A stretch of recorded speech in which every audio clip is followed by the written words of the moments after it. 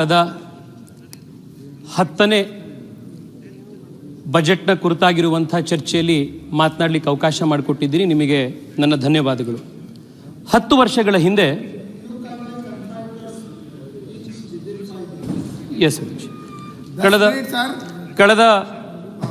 ಕಳೆದ 10 ವರ್ಷದ ಹಿಂದೆ ದೇಶದ ಆರ್ಥಿಕ ಪರಿಸ್ಥಿತಿ ಅತ್ಯಂತ ಚಿಂತಾಜನಕವಾಗಿತ್ತು. ವಿಶ್ವದ ಅತ್ಯಂತ 5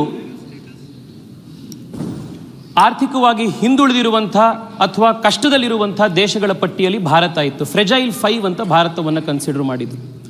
ಆದರೆ ಇವತ್ತು ಪ್ರಧಾನಮಂತ್ರಿ ನರೇಂದ್ರ ಮೋದಿ ಅವರ ಪರಿಶ್ರಮ, ದೂರದರ್ಶಿತ್ವದ ಯೋಜನೆಗಳ ಒಂದು ಫಲವಾಗಿ ಭಾರತ ಇವತ್ತು ವಿಶ್ವದ 5ನೇ ಅತಿ ದೊಡ್ಡ ಆರ್ಥಿಕ ಶಕ್ತಿಯಾಗಿ ಹೊರಹೊಮ್ಮಿದೆ. From fragile 5 India has emerge to be the top 5 economy in the world. ಅಧ್ಯಕ್ಷ, ಇವತ್ತು ಈ ಎಲ್ಲ ಬಜೆಟ್ಗಳ ಒಂದು ಪರಿಣಾಮವಾಗಿ ಕರ್ನಾಟಕ ರಾಜ್ಯ ಕೂಡ ಅತ್ಯಂತ ಪ್ರಗತಿಯನ್ನು ಹೊಂದುತ್ತಾ ಇದೆ. ಇವತ್ತು ನರೇಂದ್ರ ಮೋದಿ ಅವರು ಪ್ರಧಾನಮಂತ್ರಿಗಳು ಕರ್ನಾಟಕಕ್ಕೆ ಎಕ್ಸ್ಪ್ರೆಸ್ ವೇಗಳನ್ನು, ಹೈವೇಗಳನ್ನು, ಹೊಸ ಏರ್ಪೋರ್ಟ್ಗಳನ್ನು, ಹೊಸ ರೈಲ್ವೆ ಲೈನ್ಗಳನ್ನು, ರೈಲ್ವೆ ಎಲೆಕ್ಟ್ರಿಫಿಕೇಷನ್ನ, ಸ್ಮಾರ್ಟ್ ಸಿಟಿ ಪ್ರಾಜೆಕ್ಟ್ಗಳನ್ನು, ಅಮೃತ್ ಯೋಜನೆಯಡಿ ನಗರಗಳ ಉತ್ಥಾನವನ್ನು, ನಮ್ಮ ಗ್ರಾಮೀಣ ಭಾಗದ ಉತ್ಥಾನವನ್ನು, ಹೀಗೆ ಹಲವಾರು ರೀತಿಯಲ್ಲಿ ನರೇಂದ್ರ ಮೋದಿ ಸರ್ಕಾರದ ಪ್ರಯತ್ನದಿಂದಾಗಿ ಕರ್ನಾಟಕವೂ ಕೂಡ ಅಭಿವೃದ್ಧಿಯ ಪಥದಲ್ಲಿ ಬರ್ತಾ ಇದೆ. ಹಿಂದೆಂದೂ ಕೂಡ ಕರ್ನಾಟಕಕ್ಕೆ ಸಿಗದಲೇ ಇರುವಷ್ಟು ಅನುದಾನವನ್ನು ನರೇಂದ್ರ ಮೋದಿ ಅವರ ನೇತೃತ್ವದಲ್ಲಿ ಕರ್ನಾಟಕಕ್ಕೆ ಕಳೆದ 10 ವರ್ಷದಲ್ಲಿ ಸಿಕ್ಕಿದೆ. ಆದರೆ ಈ ಎಲ್ಲ ಸತ್ಯತೆಗಳು ಒಂದು ಕಡೆ ಇದ್ದರೆ ಕರ್ನಾಟಕದ ಜನರನ್ನು ದಾರಿ ತಪ್ಪಿಸುವಂಥ ದಿಕ್ಕಿನಲ್ಲಿ ಚುನಾವಣಾ ಸಂದರ್ಭದಲ್ಲಿ ಸರ್ಕಾರ, ಕಾಂಗ್ರೆಸ್ ಪಾರ್ಟಿಯವರು ಮಾಡಿದಂಥ ಸುಳ್ಳು ಭರವಸೆಗಳನ್ನು ಈಡೇರಿಸಲಿಕ್ಕಾಗದಲೇ ಇರುವಂಥ ಇವತ್ತಿನ ಪರಿಸ್ಥಿತಿಯಲ್ಲಿ ನರೇಂದ್ರ ಮೋದಿ ಅವರ ಮೇಲೆ, ಕೇಂದ್ರ ಸರ್ಕಾರದ ಮೇಲೆ ಸುಳ್ಳು ಆರೋಪಗಳನ್ನು ಮಾಡಿ, ಸುಳ್ಳು ಪ್ರಾಪಗಾಂಡಾವನ್ನು ಮಾಡಿ, ರಾಜಕೀಯ ಷಡ್ಯಂತ್ರವನ್ನು ಮಾಡಿ ರಾಜ್ಯದ ಹಿತಾಸಕ್ತಿಯನ್ನು ಹಿಂದಿಕ್ಕುವಂಥ ಒಂದು ದೊಡ್ಡ ಕೆಲಸ ಇವತ್ತು ಕಾಂಗ್ರೆಸ್ ಪಾರ್ಟಿಯ ಕಡೆಯಿಂದ ಆಗ್ತಾ ಇದೆ. ನನಗಿವತ್ತು ಅತ್ಯಂತ ಬೇಜಾರಾಗ್ತಾ ಇರುವಂಥದ್ದು ಅಂದರೆ ರಾಜ್ಯದ ಮುಖ್ಯಮಂತ್ರಿಗಳು ಮತ್ತು ಕರ್ನಾಟಕದ 130 MLAಗಳು, ಮಿನಿಸ್ಟ್ರುಗಳು ಎಲ್ಲರೂ ಕೂಡ ಒಂದು ಸುಳ್ಳು ಆರೋಪದ ಮೇಲೆ, ಪ್ರಾಪಗಾಂಡಾದ ಆಧಾರದ ಮೇಲೆ ದೆಹಲಿಗೆ ಬಂದು ಕರ್ನಾಟಕಕ್ಕೆ ಅನ್ಯಾಯ ಆಗಿದೆ ಅನ್ನುವಂಥ ಸುಳ್ಳು ಆರೋಪಗಳನ್ನು ಮಾಡ್ತಾ ಇರುವಂಥದ್ದನ್ನು ಇವತ್ತು ನಾವು ನೋಡ್ತಾ ಇದ್ದೀವಿ. ಅಧ್ಯಕ್ಷರೇ, ನಾನು ಜಾಸ್ತಿ ಸಮಯ ನಿಮ್ಮ ಹತ್ರ ಕೇಳೋದಿಲ್ಲ, 5 ನಿಮಿಷ ಸಮಯ ನನಗೆ ಕೊಡಿ. ಇವರ ಕಾಂಗ್ರೆಸ್ ಪಾರ್ಟಿಯ ಸುಳ್ಳು ಆರೋಪಗಳನ್ನು ಇವತ್ತು ಜನಕ್ಕೆ ಜಾಹೀರು ಮಾಡಬೇಕಾದಂತ ಜವಾಬ್ದಾರಿ ನಮ್ಮ ಮೇಲಿದೆ. ಮೊದಲನೇ ಸುಳ್ಳು ಆರೋಪ ಕಾಂಗ್ರೆಸ್ ಸರ್ಕಾರ ಹೇಳ್ತಾ ಇರುವಂತದ್ದು. ಸರ್, ಒಂದು 2 ನಿಮಿಷ ಸುಮ್ಮನಿರಿ ನೀವು, ದಯವಿಟ್ಟು 2 ನಿಮಿಷ ಸುಮ್ಮನಿರಿ. ಸುರೇಶ್ ಅವರೇ, ದೇಶ ವಿಭಜನೆಯ ಮಾತನಾಡ್ತಾ ಇರುವಂತವ್ರು ನೀವು, ನಿಮಗೆ ಈ ಸಂಸತ್ನಲ್ಲಿ ಮಾತನಾಡೋ ಹಕ್ಕಿಲ್ಲ. ದಯವಿಟ್ಟು ಸುಮ್ ಕೂತ್ಕೊಳ್ಳಿ ನೀವು, ಇವತ್ತು ದೇಶದ ಅಧ್ಯಕ್ಷರೇ,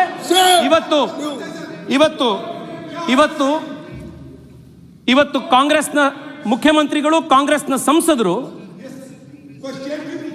ದೇಶದ ಪ್ರತ್ಯೇಕತೆಯ ಬಗ್ಗೆ, ಕರ್ನಾಟಕದ ಪ್ರತ್ಯೇಕತೆಯ ಬಗ್ಗೆ, ಕರ್ನಾಟಕ ದಕ್ಷಿಣ ಭಾರತ ಪ್ರತ್ಯೇಕ ದೇಶ ಆಗಬೇಕು ಅನ್ನುವಂಥ ಪ್ರತ್ಯೇಕವಾದದ ಮಾತನಾಡ್ತಾ ಇದ್ದಾರೆ.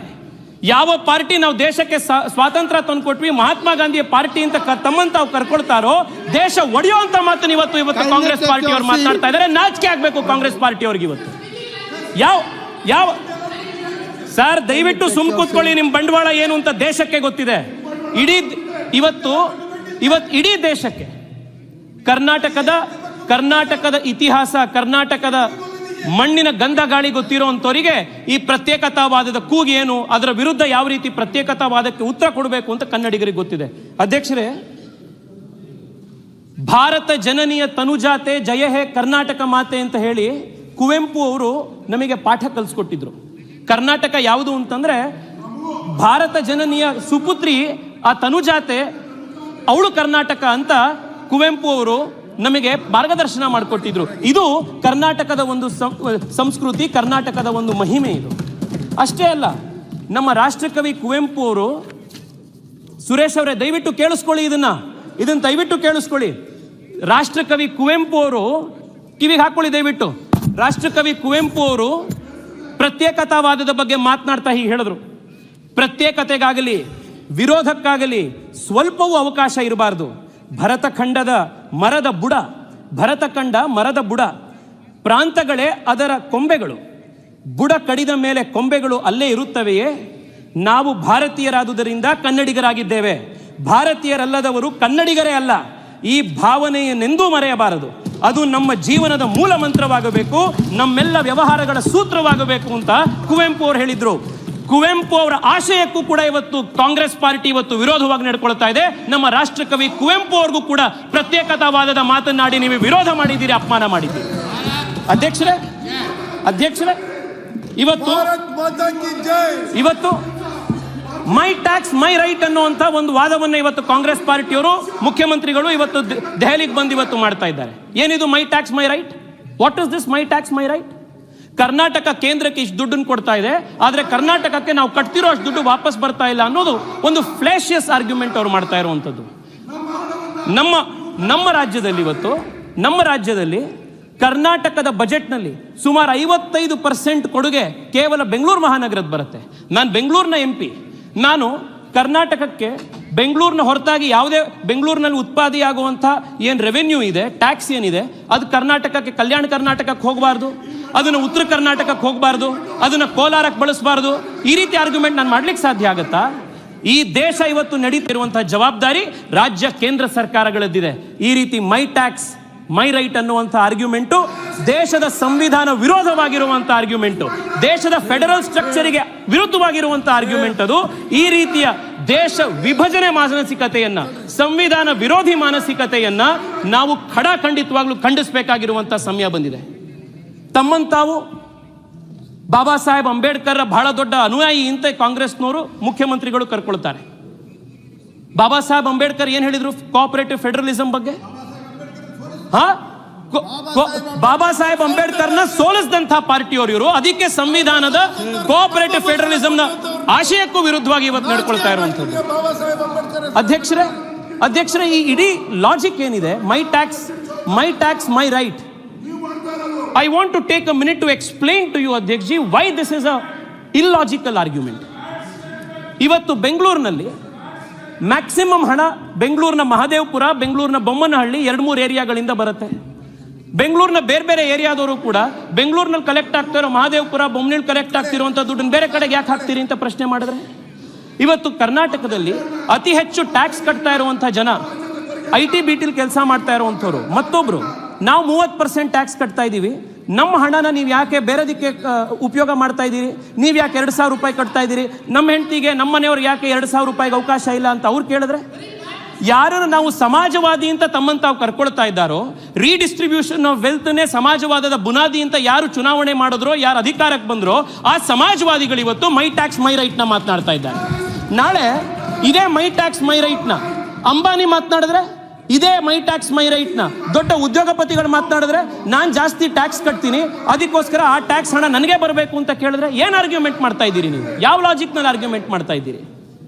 ಅಧ್ಯಕ್ಷರೇ, ಇವತ್ತು ರಾಜನಾಥ್ ಸಿಂಗ್ ಜಿ ಅವರು ನಮ್ಮ ಎದುರುಗಡೆ ಕೂತಿದ್ದಾರೆ, ದೇಶದ ರಕ್ಷಣಾ ಸಚಿವರು.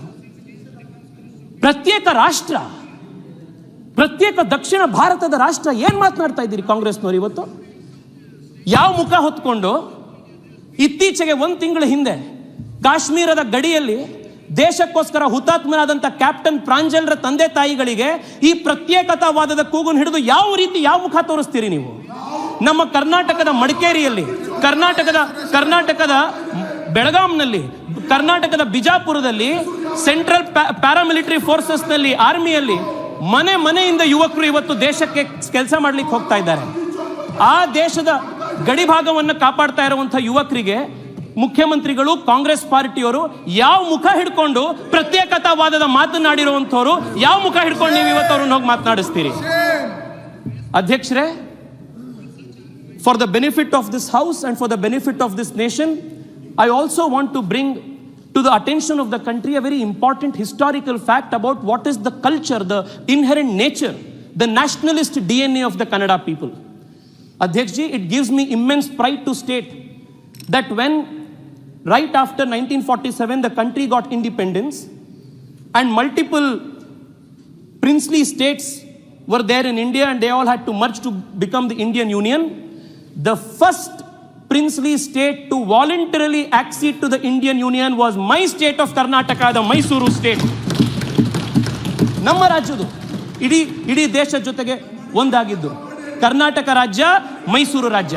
ಅಷ್ಟೇ ಅಲ್ಲ ಸುರೇಶ್ ಅವರೇ, ದಯವಿಟ್ಟು ಕೇಳಿಸ್ಕೊಳ್ಳಿ. ತಾವು ಹಳೆ ಮೈಸೂರು ಭಾಗದಿಂದ ಬರ್ತೀರಿ, ದಯವಿಟ್ಟು ಇದನ್ನು ಕೇಳಿಸ್ಕೊಳ್ಳಿ.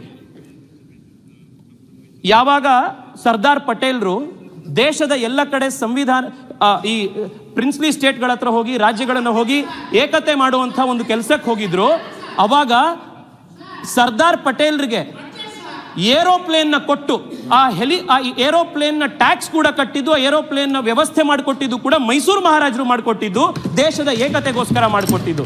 ಇದು ಭಾರತದ ಕನ್ನಡಿಗರ ಒಂದು ದೇಶದ ಬಗ್ಗೆ ಇರುವಂತಹ ಅಭಿಮಾನ. ಅಧ್ಯಕ್ಷರೇ, 2-3 ಅಂಶಗಳಲ್ಲಿ ನಾನು ಕಾಂಗ್ರೆಸ್ನವರಿಗೆ ಕೇಳಲಿಕ್ಕೆ ಇಚ್ಛೆ ಪಡ್ತೇನೆ. ನಿಮ್ಮ ಈ ಮೈ ಟ್ಯಾಕ್ಸ್ ಮೈ ರೈಟ್ ಆರ್ಗ್ಯುಮೆಂಟನ್ನು ನೀವು ಎಕ್ಸ್ಟೆಂಡ್ ಮಾಡ್ತಾ ಹೋದರೆ ದೇಶ ನಡೆಯಕ್ಕೆ ಸಾಧ್ಯನಾ? ಕರ್ನಾಟಕ ನಡೆಯಕ್ಕೆ ಸಾಧ್ಯನಾ? ಇವತ್ತು ಪ್ರಹ್ಲಾದ್ ಜೋಶಿ ಸಾಹೇಬರು ಕೂತಿದ್ದಾರೆ, ಕಲ್ಲಿದ್ದಲಿನ ಮಂತ್ರಾಲಯದವರು. ಕರ್ನಾಟಕದ ಇಂಡಸ್ಟ್ರಿಗಳಿಗೆ ಜಾರ್ಖಂಡ್ನಿಂದ, ಛತ್ತೀಸ್ಗಢ್ನಿಂದ, ಮಧ್ಯಪ್ರದೇಶದಿಂದ, ಇವತ್ತು ಬಿಹಾರದಿಂದ, ಒಡಿಸ್ಸಾಯಿಂದ ಇವತ್ತು ಕಲ್ಲಿದ್ದಲು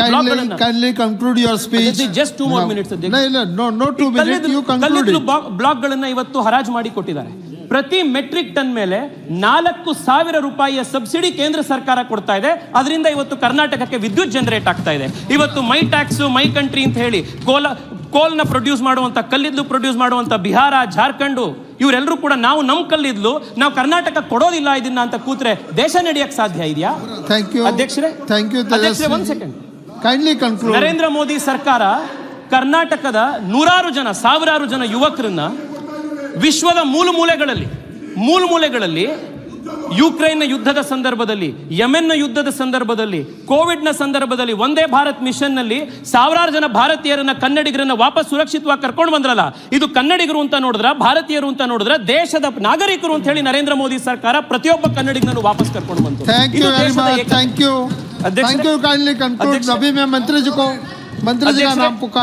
ಇವತ್ತು ಕರ್ನಾಟಕದ ಪ್ರತಿ ರೈತರಿಗೆ, ದೇಶದ ಪ್ರತಿ ರೈತರಿಗೆ, ಕರ್ನಾಟಕದ ರೈತರಿಗೆ, ದೇಶದ ರೈತನಿಗೆ ಪ್ರತಿ DAP ಚೀಲದ ಮೇಲೆ, ಪ್ರತಿ ಯೂರಿಯಾದ ಚೀಲದ ಮೇಲೆ 2,000 ರೂಪಾಯಿ ಕೇಂದ್ರ ಸರ್ಕಾರದ ಸಬ್ಸಿಡಿ ಬರ್ತದೆ. Honourable minister Shrimati Nirmala Sitharaman G हो गया अभी. ಕಳೆದ 10 ವರ್ಷದಿಂದ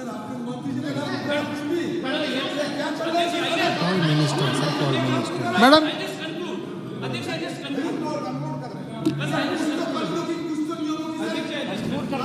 कंक्लूड कीजिए जल्दी. माइक और अध्यक्ष